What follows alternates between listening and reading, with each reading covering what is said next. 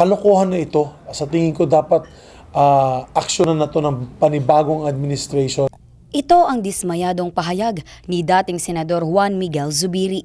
Ayon sa tumatakbong senador na malaki ang problema ng Mindanao, lalo na pagdating sa problema ng kuryente na hanggang ngayon hindi pa umano talaga nasusolusyonan.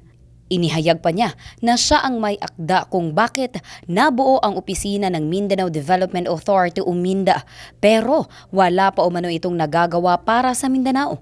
Ako po yung nag-akda ng batas creating MINDA. I'm the father of MINDA. So, masense mo yung frustration sa akin. Frustrated po ako. Meron na tayong ahensya na katulad ng MINDA pero walang lumulunsad ng mga proyekto at programa, lalo na sa problema ng brownout. Bumisita ang nasabing senatoriable sa Jensen at ayon sa kanya na bilang galing sa Mindanao, dapat ay tutukan na ito ngayon ng gobyerno. Mindanao Railway System naman umano ang solusyon para sa ekonomiya ng Mindanao mismo.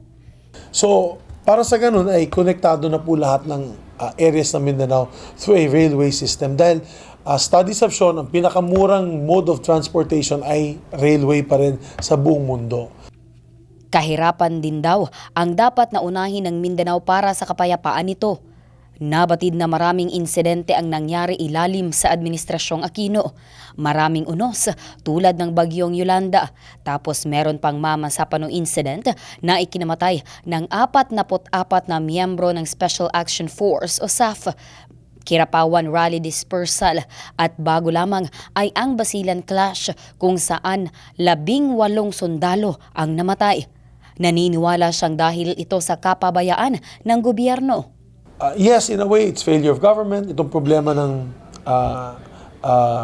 gera sa Mindanao, dito sa mga skirmishes with the BIFF and the Abu Sayyaf, is because we do not provide long-term solutions. And the long-term solutions, political solutions, sa aking pananaw, ay magbibigay po ng long-term solutions sa ating peace and order problem. Ipinanganak si Zubiri sa Makati City, pero lumaki at naging gobernador sa Maramag, Bukidnon. Naging pinakabatang senador ito noong 2008. Naging pinakabatang senador ito noong 2008, pero dahil sa aligasyon na nakabinipisyo ito sa pandarayan ng eleksyon, umalis sa pwesto noong 2011. Abby Lorenzo, Brigada News.